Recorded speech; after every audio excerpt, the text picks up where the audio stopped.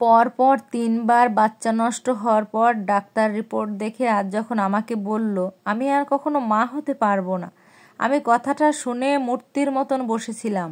একটুও কাঁদিনি আমি। বেশ কয়েক মুহূর্ত চুপ করে থেকে নিজের মনের ভেতর থেকে বলে উঠলাম, তাহমিদকে এবার মুক্তি দিতেই হবে আমার। ভাবতে ভাবতে ডাক্তার আমাকে একটু জোরে সোরে বলে উঠল, মিসেস তাহমিদ, আপনি কি আমার কথা শুনতে পাচ্ছেন? আমি খেয়াল ফিরিয়ে উত্তর দিলাম, জি আমি শুনছি। আপনার হাজবেন্ডের সাথে আসেনি কেন? আমি একটু স্বাভাবিকভাবে উত্তর দিলাম, ওর আসলে আজকে অনেক ব্যস্ততা বেশি। তাছাড়া একই রিপোর্ট বারবার আনতে আমি একাও তো যথেষ্ট। ডাক্তার কিছুক্ষণ আমার দিকে হাঁ করে তাকিয়ে থাকলো, তারপর নরম গলায় আমাকে সান্ত্বনা দিতে লাগলো, শুনুন, এরকম কঠিন সময় মানুষ ভেঙে পড়া খুব স্বাভাবিক। আপনার কষ্ট আমি বুঝতে পারছি, কিন্তু হাল ছাড়া যাবে না। উপরওয়ালার উপর ভরসা রাখতে হবে আর একে অপরের সাথে থাকতে হবে। আমি চুপ করে শুনলাম। ডাক্তারের রুম থেকে বের হব করে উঠছি, ঠিক তখন ডাক্তার আমাকে জিজ্ঞেস করলো, আচ্ছা মিসেস তাহমিদ, আপনাকে একটা প্রশ্ন করি, কিছু মনে না করলে? আমি ঘুরে বললাম, জি বলুন।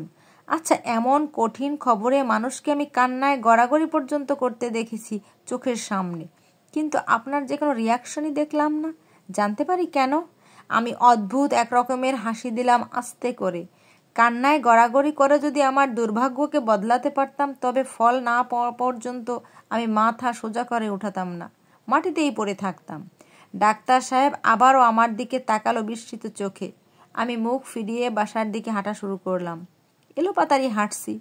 পথের ভেতর তাহমিদের অনেকগুলো কল আসলো, আমি ধরলাম না। সন্ধ্যার একটু আগ দিয়ে আমি বাসায় পৌঁছালাম। দরজায় কলিং বেল দিতেই শাশুড়িমা দরজা খুলে আমাকে জোরে প্রশ্ন করে বসলো, কি খবর বউ? ডাক্তার কি বলেছে?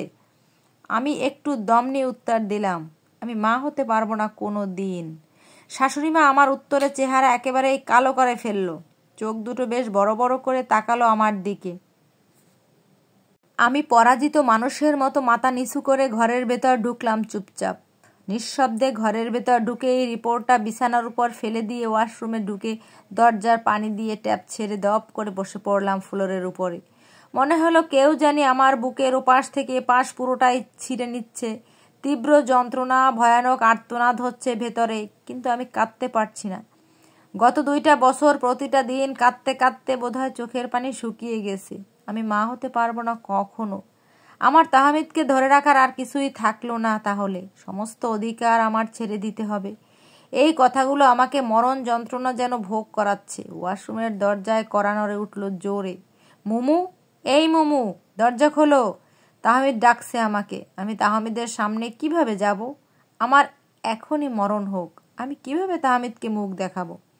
তাহমিদের বারবার দরজা ধাক্কানোর কারণে আমি গায়ে কাপড় পেঁচিয়ে বের হলাম। মূর্তির মতন দাঁড়িয়ে থাকলাম তাহমিদের সামনে। মাথা একেবারে নিচু করে দাঁড়িয়ে থাকলাম। তাহমিদ আমার গায়ে হাত দিয়ে কেমন জানি একটা চিৎকার করে উঠল, মুমু, তোমার গা তো জ্বরে পুড়ে যাচ্ছে, কি হাল করে রেখেছো নিজের? বলেই আমাকে জড়িয়ে ধরলো। আমি ওকে ধরতে পারলাম না। মনে হচ্ছিল আমার শুধু শ্বাসটাই চলছে, আর কোনো অনুভূতি নেই। তাহমিদ কান্নার মতো করে বলে উঠল, তুমি এমন করছো কেন মোমো? আমার তোমাকে দেখে ভীষণ কষ্ট হচ্ছে। আমি নিস্তব্ধ। আমার কথাগুলো হারিয়ে গিয়েছে যেন। হঠাৎ শুনতে পেলাম শাশুড়িমা চেঁচাচ্ছে ওই পাশে, পোড়ামুখীকে আগেই বলেছিলাম ও আমার ছেলেকে কিছুই দিতে পারবে না, তাও আমার ছেলের জীবন থেকে সরল না। এটা শুনেই তাহমিদ চেঁচিয়ে উঠল, মা প্লিজ তুমি চুপ করো, বলে আমাকে আরো শক্ত করে জড়িয়ে ধরল। আমি কিছুক্ষণ এভাবে থেকে মাথা উঁচু করে তাহমিদের চোখের দিকে দৃঢ় দৃষ্টিতে তাকিয়ে গলাটা একটু টেনে বললাম, আমি তোমাকে কিছুই দিতে পারিনি তাহমিদ, তোমাকে আমি নিজের হাতে দ্বিতীয় বিয়ে দিতে চাই।